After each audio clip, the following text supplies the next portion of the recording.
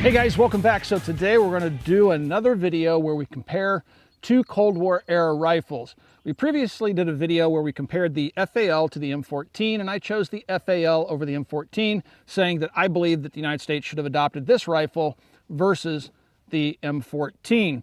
Well, today we're going to compare the FAL to the AR10. The AR10 that we have out here today is a BRN10, which is manufactured by Brownells. It's a retro line rifle. It's not a real classic AR10 that was manufactured by Armalite.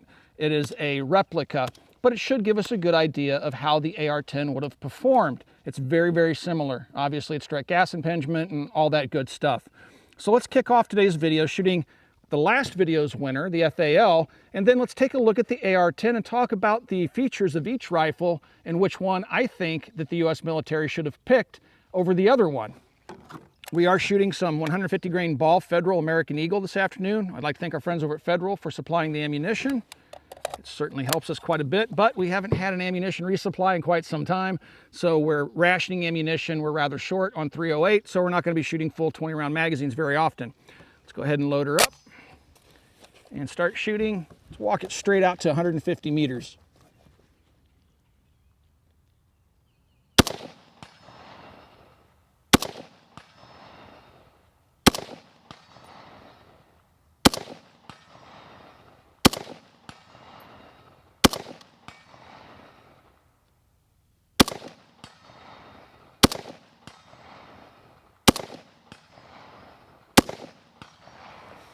Man, what an elegant piece of history. I've oftentimes said that the FAL is one of the most elegant battle rifles ever produced. It has such great lines, very narrow, just a great shooting gun. All right, let's take a look at that replica BRN10 from Brownells and do a little bit of shooting with it. And then let's kind of get into the meat and potatoes of what I like and dislike about each one of these different rifles. We'd like to thank our friends over at Big Daddy Unlimited for helping to make this video possible. If you guys want to do us a solid, swing by BigDaddyUnlimited.com, sign up for just 99 cents for the first month. It's just a trial period, and check it out. They're basically the Sam's Club of the online world. You can find all sorts of great deals, and again, it's just 99 cents for the first month. If you'd like to remain a member, go by militaryarms.org. There's a link at the top of the website. Click that link, and you can get 20% off your monthly membership going forward.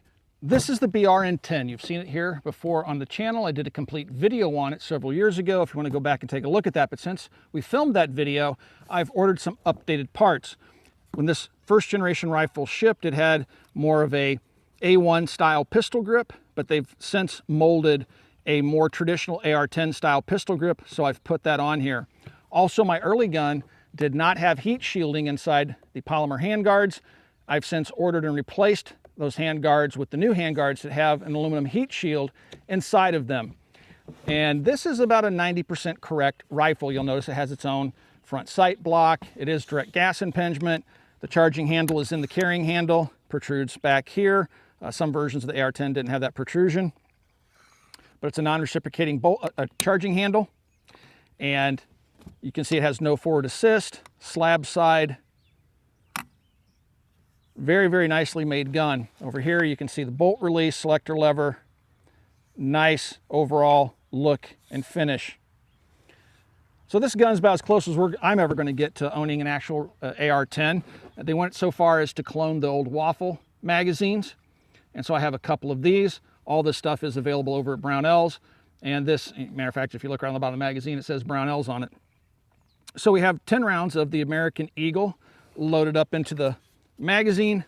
Let's go ahead and charge the weapon, and it loads just like the AR-15 M16. So if you're used to that rifle, you're going to find that this rifle is very, very comfortable to you to shoot. The only thing you're going to notice is this has considerably more recoil than your 5.56 variety AR-15. All right, so let's start shooting out at 150 meters again. We have those 10 rounds loaded. It has an aperture rear sight that's hidden within the carrying handle here. And then we have a simple front post out front. Now the front post on this is not adjustable for windage nor elevation. All that is done back here on the rear sight.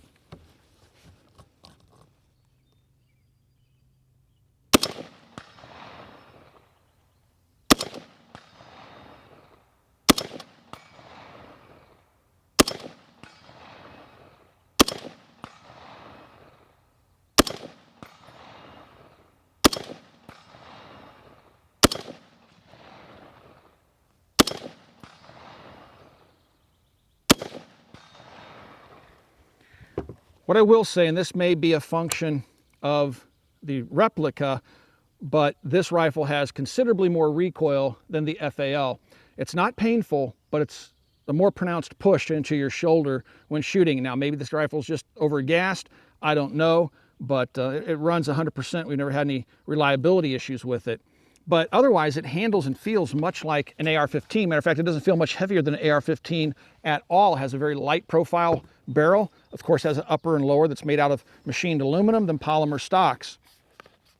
And yeah, it just has the feel. It really feels really, really good. The FAL, as many of you know, became known as the right arm of the free world. This rifle went on to be adopted by over 90 nations.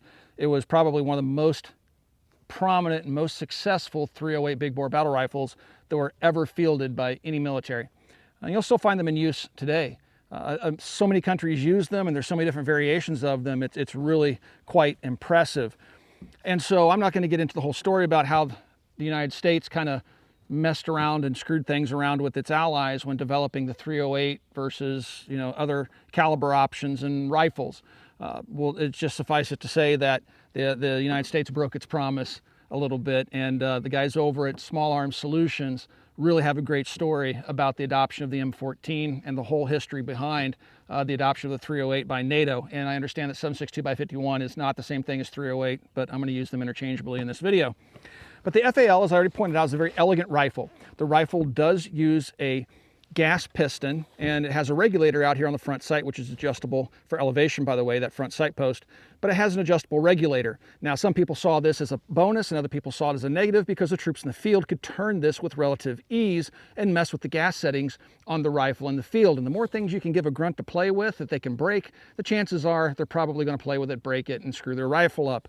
But that was one of the features that I personally like about the rifle, the ability to tune it to the ammunition that you're shooting, so it's not either overgassed or undergassed. You can perfectly tune it to that ammo. But again, some folks found that that was not necessarily a positive thing. Now, there are different variants of this rifle, as I said. Some of them have longer barrels, others had shorter. There are paratrooper versions that had side-folding stocks, all sorts of stuff. This one has a recoil system that goes into its stock, but the paratroopers would have the recoil assembly contained within the receiver here and in the top cover, and then they had a stock that would fold to the side, a stock that is very similar to what the Israelis used when they developed the Galil rifle in 5.56 and .308. You'll find some FALs have a carrying handle on them that would fold away. Other times you'll find the paratrooper models don't have this because they don't want it to get snagged in kit. And then even in some conflicts like Rhodesia, they would cut these things off because if you get this thing at an angle like that, it can block the ejection port and cause a malfunction. And some folks also said that it could injure the shooter in some way or another, and I don't know what that's all about. You'll also find that the rifle does not have a reciprocating charging handle, so you can pull the bolt to the rear, lock it to the rear, but the charging handle moves independently of the bolt. So the rifle also locks open on last shot fired. Back here we have a very simple but exposed rear sight. It doesn't have any protective ears. Now there will be later or other versions of this rifle, the paratrooper models in particular, that would have protective ears to protect this rear sight. Then you would also have inch pattern versions that would have a folding rear sight. And there's also different height sights that you'll find on the various different models of the FAL. But overall, the rifle is very ergonomic and very easy to shoot and shoulder, and just an absolute pleasure to shoot. The one thing that most people complain about is the extreme grip angle that you'll see here that seems to be a little bit too much, and some shooters will say that they don't like that extreme grip angle, especially in a day where we're seeing more and more companies producing grips for their AR-15s that are more vertical than swept back. But I think what they were trying to do, obviously, is get this rifle with its 20-round magazine as low pro as they could so you could fire from the prone position without you know, exposing yourself to enemy fire. But I don't know why they use such an exaggerated grip. Me, personally, I find it comfortable, and I like the way the rifle shoulders and shoots. Typically, they're going to have very heavy triggers, and the disassembly on these things is extremely simple. You have and I've showed this in previous videos, but it's just a simple matter of flipping a lever. Some will pull back up here, others will push up there. They just hinge open. I got the bolt locked to the rear. They'll just hinge open, guts come out, and very easy to clean. You can also easily and quickly take the gas system apart just by turning this plug on the end and taking the gas system out of the gun for maintenance, although it's not necessarily required all that often. The rifle, just like the AR-10, fires from a 20-round magazine, but you would find that there are other magazines out there that would hold more ammunition. But generally speaking, the sheet metal 20 round magazine. And there's an inch pattern and there's a metric pattern. This is a metric rifle and metric magazine, but generally they again were 20 rounds. So the selector lever is the one thing I don't like about the FAL. It's so high that even with my long thumbs, it can be difficult to manipulate. Now, if it was full auto, it would swing all the way around to here and stop. But this is a semi-auto only rifle. The gun does have a last round hold open feature, so when you lock the magazine in, and it's a 2-point locking system, it locks on the toe and locks on the rear of the mag, so you'll put the front in first and rock it back. When the gun runs dry, it will lock open. You have a magazine release that's right here by your index finger. You can drop that magazine out easily, put a fresh magazine in, and then using this lever right here, just pull down on it, and that chambers around the gun can be resumed firing. So a very, very simple, elegant rifle that was pretty well received by the troops. This was a very popular rifle. Obviously, 90 nations used it. So for me to say that this isn't the best 308 rifle ever built is pretty hard for me to say. So let's take a look at some of the features of the AR10. The AR10 was designed by Eugene Stoner, and this would be the predecessor to what we now know as the M16. And it was developed while Eugene Stoner's with the Armalite Corporation. Armalite would ultimately sell the plans to the AR-15 M16 to Colt, who would go on to manufacture it for the U.S. military, and the rest is history. But the AR-10 was really a departure from the norm when it was developed in the 1950s. Eugene Stoner was trying to use different types of material to make a lightweight rifle that was capable of both semi-automatic and fully automatic fire. Keep in mind, this was coming out of World War II, and everybody was looking for an assault rifle. And yes, that's a real term, not an assault weapon. That's a manufactured term by the anti-gun forces of the United States, but the assault rifle is a very real thing. And all that means is that it's capable of semi-automatic fire and fully automatic fire, and is intended to be used by a single infantry soldier. It's not a crew serve weapon, in other words. So the AR-10 was extremely lightweight for what it was, and it made heavy use of aluminum and polymers to achieve that light weight. And people were really, really intrigued by this, and the U.S. military tested it. And again, it was entered into the military trials. And there's a whole bunch of stories out there as to why the M16 wasn't chosen. There's even some stories of some tomfoolery that went on that that forced the United States military to not adopt it. And they think that there was some shenanigans there, like rig tests and things like that. But again, there's a great story about that over on Small Arms Solutions. They have great information about the history of the AR-10 M16. But the rifle, if you're used to the AR-15 M16, you're going to find the ergonomics of this thing spectacular. It is lightweight. It feels like it has less weight out front than the FAL. Has a very narrow, easy to get a hold of handguard, kind of like the FAL. And it's just so comfortable. But then I love the AR-15 M16. And given how much time I have with the AR-15 M16, it's just hard not to absolutely love the AR-10. The AR-10 was manufactured in a couple of different flavors, and it was never really widely adopted by any major militaries in the world, but they were adopted by several militaries. And there have been Dutch contract rifles and Sudanese rifles and things like that. But they had different features, but generally speaking, you had a charging handle in the top here that you would pull to the rear to charge the weapon. You would also see this carried over in early prototypes of the AR-15 M16, and eventually, of course, we would then see that taken away, and the T-handle used back here, which is actually a bit easier. This thing, when it wants to stick, you only can get one finger in there. I typically use my middle finger, and you can really have to pull on that thing sometimes to get it to come to the rear. You have the bolt hold. Pretty much every feature that you're used to on your AR-15 M16 exists on the original AR-10, right down to the 2 takedown pins where you can, open it up very easily for cleaning. I may need the tip of a bullet here. Yep, I got one. Grab a 308 round here really quick and kind of show you how you can easily open the rifle up, because it's, again, just like an AR-15 or M16. Push that rear pin across, hinge it open, and you're going to find a very familiar arrangement. Inside the buttstock, you have the buffer and recoil spring. Up top, we have, out there, a very large bolt and carrier, but obviously it's just a bigger version of the AR-15 M16, and a very, very easy weapon to maintain. Now, both of these firearms would have been an absolute beast on full auto, and I don't think either one of them really would have excelled particularly well in that capability, but I don't have full auto versions of either. Now I have fired full auto versions of the FAL and the M14, and with a little bit of practice they can actually be controlled, but by the average infantry soldier, both the AR10 and the FAL on full auto would probably be way too much to use in any effective means whatsoever, which is why they were typically used in semi-automatic only. In the case of the M14, many times they'd block the full auto functionality, and the same is true of the FALs with many nations that adopted them. So when it comes down to it, you know, I'm very used to the sight picture. I'm very used to the ergonomics. You know, you have your selector lever right by your thumb. I'm used to that bolt release system. I'm used to the magazine release. It's all right there in ergonomics. So Eugene Stoner did an absolute amazing job laying the AR10 out and making that basis for the AR-15 M16.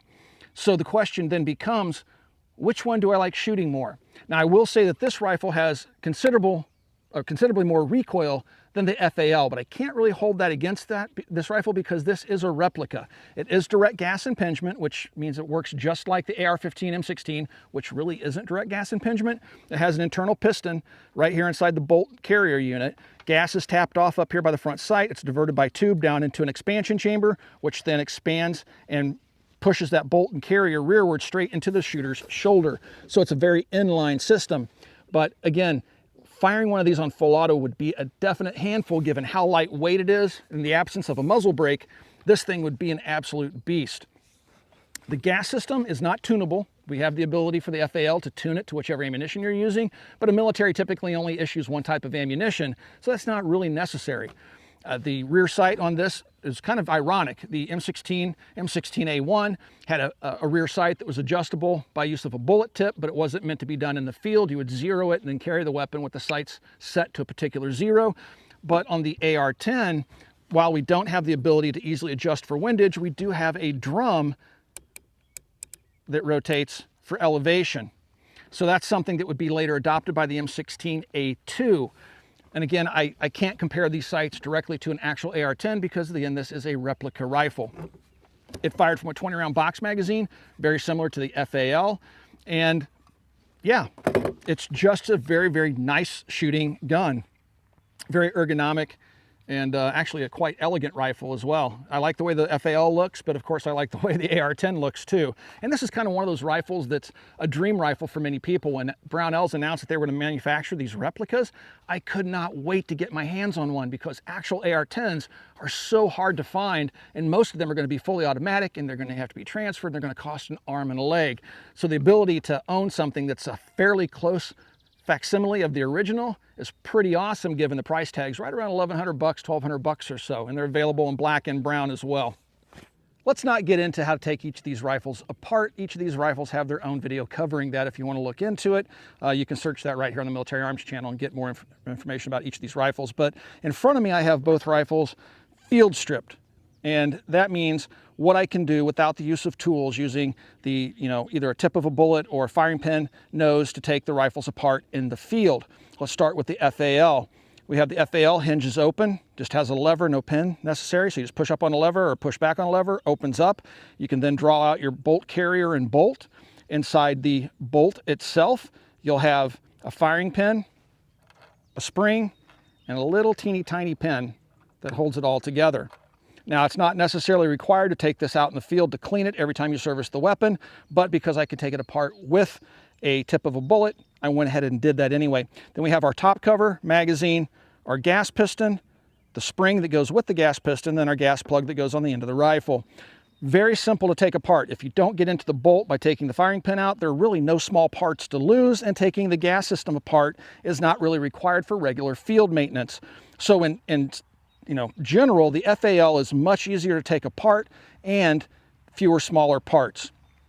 If we take a look at the AR-10, we have the recoil spring, the buffer, the charging handle, the bolt carrier. This one has a captive pin. I'm not sure if that's a feature of the original, but the AR-15 M16 has a cotter pin, which is a small part, but that's required to be taken out to get the firing pin out, then to take the cam pin out, to take the bolt out, and then I've removed the pin and the extractor as well. And of course, both of them have their magazines out. So small parts here, but once again, taking the extractor out of the bolt is not always necessary with the AR-15 M16 or the AR-10. So when it comes to small parts, they're fairly equal. I wouldn't say one has a definite advantage over the other. I will say, however, the FAL is easier to take apart in the field than the AR10 or even AR15 M16, because just basic field maintenance without taking the gas system apart, it's just big, easy parts to take apart and put back together, and there's no small parts to be lost. But the AR10 really isn't far behind. Both extremely modern rifles, even by today's standards. So here comes that moment of truth where I got to decide which one of these I think is a better fighting rifle and which one I think the United States should have adopted over the other one. And this actually is a very, very difficult decision, and whichever one I choose, the other one is only marginally behind. I want to say that the AR-10, I don't think it fully developed into the weapon that it could have evolved into. I think its life was cut short due to lack of interest by any militaries of significance in the world. Since the U.S. military only showed a passing interest in it, it seems like it kind of died. It evolved into the AR-15 M16 and just faded into obscurity. Had this rifle continued on its developmental path, I can only imagine how cool and how functional and how capable the rifle would have been. The FAL, on the other hand, is a fully evolved product, and this is a finely refined rifle. So trying to take that out of the mix and assuming that this had continued on in its development path, it's so close, guys. I love the ergonomics of the AR-10. I love the way it feels because I'm so familiar with it. This one does have a little bit perceived more recoil, especially when shooting from the bench. But the FAL is just an elegant rifle that is something I've been in love with since I was a kid. AR-10's the same, but not to the same degree as the FAL. If I had to pick one, and this is personal preference. Some of you guys get twisted in knots about what I say. This isn't what I'm saying definitely should have happened. This is just what I prefer, and it's the FAL. And I don't know what it is.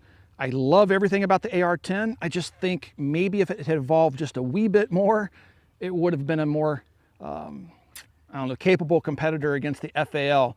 This is just an outstanding service rifle, which was, you know, proved by how many nations that adopted it, how many conflicts it was used in, and how many soldiers came to love the weapon. This thing clearly, the AR-10 clearly evolved into the M16 AR-15, which is, in my opinion, one of the best, if not the best, first world military rifles currently being used by any military in the world. And I know that's going to stir some of you guys up, but the M16 M4 is an outstanding weapon system, and that is because it started right here with the AR-10. All right, guys, I look forward to reading your comments down below. If you like this video, please be sure to hit the like and subscribe button, and also hit the notifications, because many times you guys don't get our when we post new videos, you don't get notified because you haven't done that.